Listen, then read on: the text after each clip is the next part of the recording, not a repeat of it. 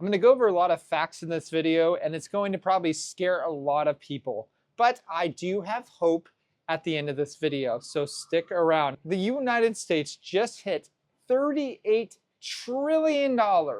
That's $38,000 billion in debt. There's no paying that off, guys, just letting you know.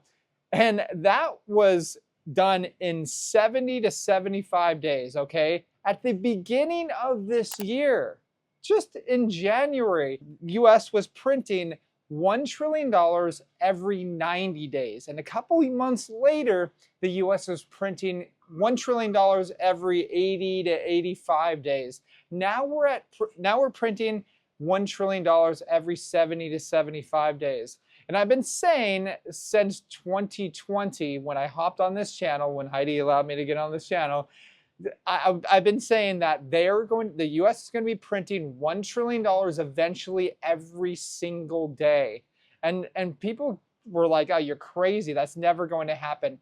That is guaranteed to happen, okay? Now, this is the biggest news in the world right now, and not a lot of people are talking about it. Why is it the biggest news in the world right now? Because it's going to affect every single person that you know. That is why it's so important to own inflation hedges like Bitcoin. But here we go. Here's some more incredible data here. Clint Russell, it took more than 200 years for the national debt to hit $1 trillion. 200 years, guys. The national debt just increased $1 trillion in the past 70 days. There is no brakes on this train, none. He's telling you the truth. Most people do not want to tell you the truth. They're going to lie to you and show you all these graphs saying the US economy is doing great. The Federal Reserve is going to save you. Trump is going to save you. This guy's going to save you. That guy's going to save you. No, they're all lying. They're either lying or they don't understand how the world actually works. I understand how the world works. I've been studying central banks for over 2 decades now, and I understand why they were created is to indebt you, all right? They are going to be the buyers and the lenders of last resort. Now, let's go over some more crazy data here. Just more proof in the pudding so that you can completely ignore these people that are giving you hope that your US dollar is going to be completely fine and that just having a job is going to be fine and that your wage is going to increase enough for inflation. Bullcrap. October 21st, 1995, US debt was at $4.9 trillion. 21st of October, 2005, $8 trillion. 21st of October 2015 went to $18.1 trillion. Now we are at $38 trillion in debt. And in a couple months, we are going to be at 39 trillion. By the end of the year, we are going to be at 40 trillion. This is unstoppable.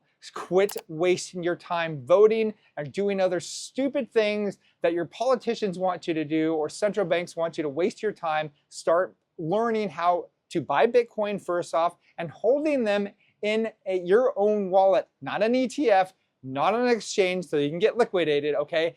On your own hardware wallet device, like a Trezor. Now, let's go on to this. Jesse Myers says the money printer hasn't run this hot since COVID.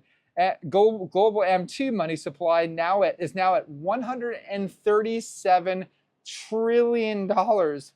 It was just 129 trillion just 6 months ago. Now let me go over some people that you gotta stop listening to. These people are just wasting your time. They don't understand Bitcoin. They don't even understand how the Federal Reserve works. This is Cynthia Loomis. I'm calling her out. She calls for the US government to sell its gold reserves and buy 5% of all Bitcoin to resolve the $38 trillion national debt crisis. Somebody please shake this woman and tell her you're never going to pay off $38 trillion in debt, and tell her to stop smoking what she's smoking. Tell her to start learning about Bitcoin. Tell her to start learning about the Federal Reserve and why it was created and understanding how much $38 trillion actually is. You're never going to pay that off. I can guarantee it. Stop listening to people like this. Now, we also have the US Treasury buys back a whopping $1.9 billion of its own debt. This is debt monetization. This is the final chapter of an empire, guys. I'm just letting you know. This is no bueno. That means no good. Okay. We also have Google searches for dollar debasement soars to its highest level in history. Check this chart out. Why do you think that is happening? Because people are really concerned right now. Okay. Now, you have the US dollar, it's about 50 something years old since 1971 when Nixon took the US off the gold standard. Now, we are going to have another, the US is going to have another currency that's going to be playing out very soon. I don't know, in the next couple of years probably.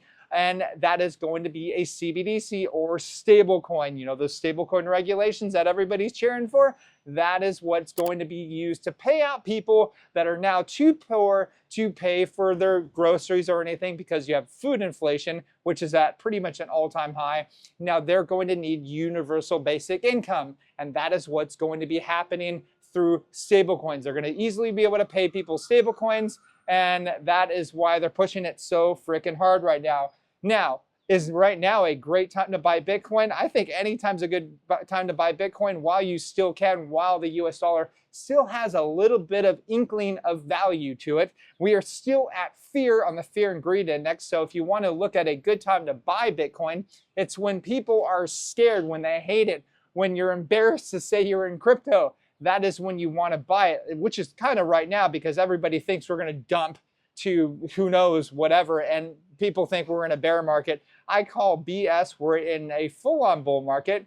So don't listen to these people. Most of these people that are saying that we are in a bear market probably are the same ones that got liquidated a couple months ago, or sorry, a couple weeks ago. They don't want the bull market to continue because they're going to feel like they left out because they're already liquidated.